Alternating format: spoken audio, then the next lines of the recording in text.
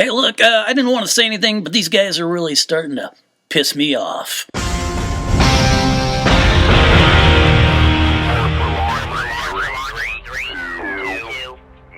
From someplace over the wild western and beautiful state of Oregon, USA, this is the Space Dog Radio Show. I'm Space Dog. Thank you for tuning in. Space Dog Radio is your remote location radio station, coming to you 24/7 around the planet and throughout the universe from SpaceDogRadio.com.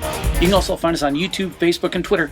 Twitter at Space Dog Radio. Shouts out to our long-term listeners: Mukilteo to Melbourne, Conrad to Kiev, Toronto to Tachikawa, Savannah to Sao Paulo. You know who you are, and thanks for being out there. We really appreciate it. There's too many to mention, but we do appreciate all our dedicated listeners around the world. 350 miles southeast of here, there's a wide expanse of high plain desert. It's home to ranchers, farmers, loggers who coexist with endangered wildlife of all types. This could describe many places across rural USA, perhaps, where people live on the land and attempt to thrive in a precious environment they truly love. The balance between financial reward of the land, the treatment of the land, and rules that attempt to find a balance between the two are often more complicated than what most people think of when they go to the grocery store shopping. Behind every package of meat, loaf of bread, fruits, or vegetables, someone had to grow it, take it out, get it to the market. And with every resource comes a price some refuse to pay or dispute lawfully. Now, in this wide expanse of high plains desert, about 350 miles from Portland, in ride from out of state over a couple dozen terrorists, mostly from Utah, headed up by Stephen Bundy, son of racist and self-proclaimed patriot Cliven Bundy, who hold a protest in the small town of Bern, Oregon on Saturday. The protest, held last weekend, amounted to about 300 people walking with signs in support of this group. But to much of the community's surprise, these terrorist thugs broke into a nearby federal building and announced they were taking control of it and would do so until their demands were met. The terrorists were armed and claimed they would stay at the facility for years if that's what it took. Though the closest town of Bern is about 30 miles from the federal building they took over, the surrounding community went into lockdown. Schools were closed, the FBI was called in, state law enforcement started assisting local sheriffs, etc., etc. The terrorists initially say that they did it to support two brothers who were convicted of arson, which was done on federal land. However, the brothers, Steve and Dwight Hammond, have disavowed any connection with the invading group and have since turned themselves into jail to complete a 5-year jail term. Now, the terrorists are holding press conferences and saying if the community wants them to leave, they will do so. Well, here it is after a day after they said it, and they still haven't left. In the meantime, federal and local law enforcement is monitoring the situation and attempting to give these terrorist invaders time to give up or determine the safest next move.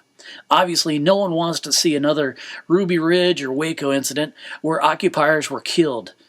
You get the feeling everyone looks at these Oregon invading terrorists with pity and that they need protecting from themselves.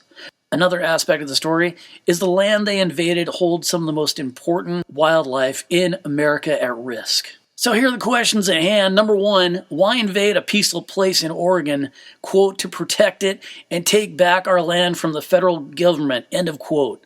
Really? If you're so worried about protecting land, why not go to Oklahoma or Texas or Pennsylvania, where fracking has caused earthquakes, destroyed water supplies, and destroyed local economies?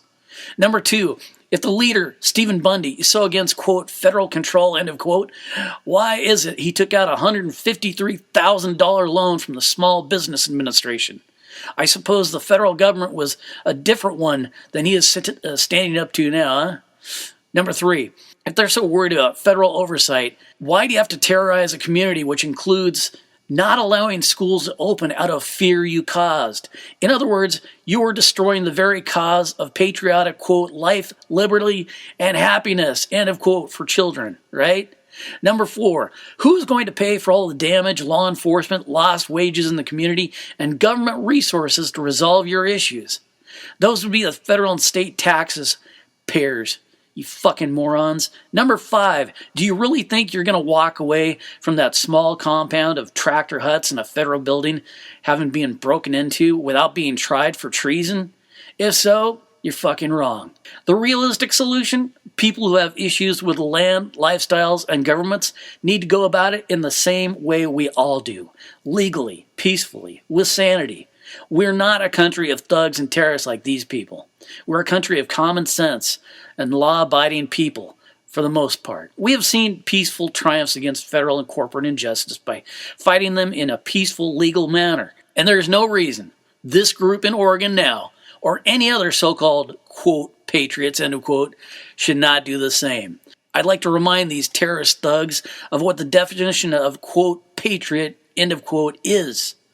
It is a person who vigorously supports the country and is prepared to defend it against enemies or detractors. Clearly, these terrorist thugs do not fit that definition of patriots. Thugs holding these buildings on this sacred land in Oregon, give up, leave.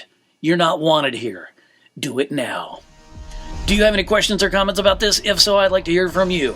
Contact me at spacedogradio.com, and as always, you can find me on Twitter at spacedogradio. From someplace over the wild, western, and beautiful state of Oregon, USA, this has been the Space Dog Radio Show. I'm the Space Dog. Thank you for listening. Be safe, be happy, and I'll catch you next orbit.